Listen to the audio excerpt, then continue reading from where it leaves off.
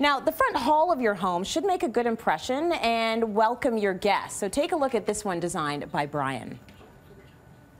We're in the foyer of the condominium, and what I want to show you is how we lightened up the space. The floor was very dark granite and dark walls, and even the ceiling was gold. We changed that. So we started with the dome and painted that all white.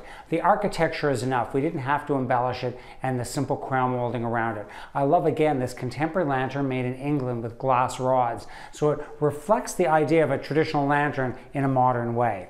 To add some classical references, we did this antique wall-mounted console and this beautiful old Venetian mirror, and you can see the way the glass is sort of oxidized and turned gray. I love antique Venetian mirrors.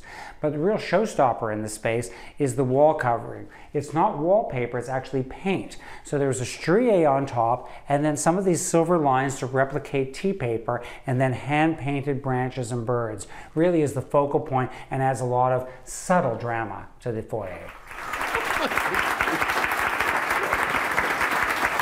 Very good point. Coming into a home, you want it to look welcoming. It's basically a first impression. They're going to judge you based on that front entrance, right? A lot of people are concerned about the energy in their home, and so Feng Shui is something that a lot of people will try and adhere to in order to make sure that things are up and prosperous in their home. So we thought we'd spend some time talking about it. I don't know anything about it. I know some of our viewers do, and you've sort of researched a few lessons about Feng Shui. Yes. So basically there are zones. Our homes are divided into zones, or homes, offices, whatever it is, divided into zones. It's called the Bagua zones, and I'm sure I'm saying that wrong. It's a Mandarin word. So it basically means 8 zones. There are 8 zones in any one space that the divisions of those zones, each one dictates success or lack thereof of, whatever it is, whether it be success, love, health, all the different energies that we have in our lives. Okay.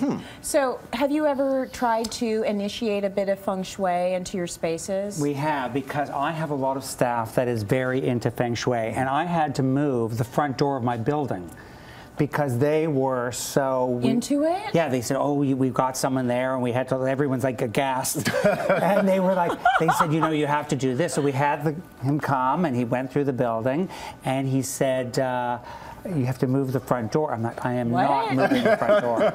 Anyway, I moved the front door. This was probably 17 years ago. Wow. And everything's been looking up since then, so I'm Now, happy. So it's been working. It hasn't been bad, so that's good. It's been pretty good. But I have a lot of clients that are very focused on that. Staircase positions, entries from front to back door, mirror placement. Mirror placement. Yes, can there be mirrors? Where should you place them if there are? Yeah, you're not supposed to have. Yeah, exactly. So angles, but you're not supposed to have mirrors, for example, at the end of your bed. That's just vain. Well, ceilings are okay at the end of the bed, no.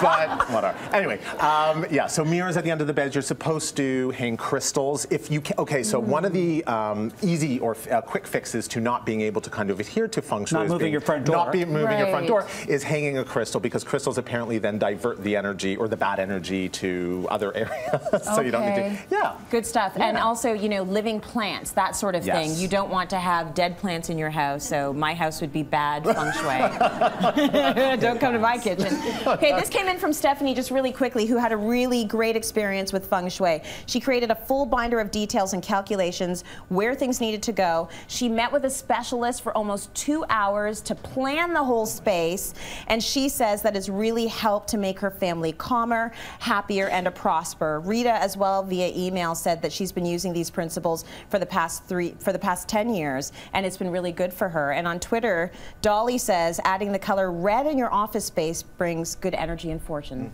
Did you read about that? Fortune? Fortune. I'm getting some red paint. Get some red paint, people. My entire office red. Put some red in there.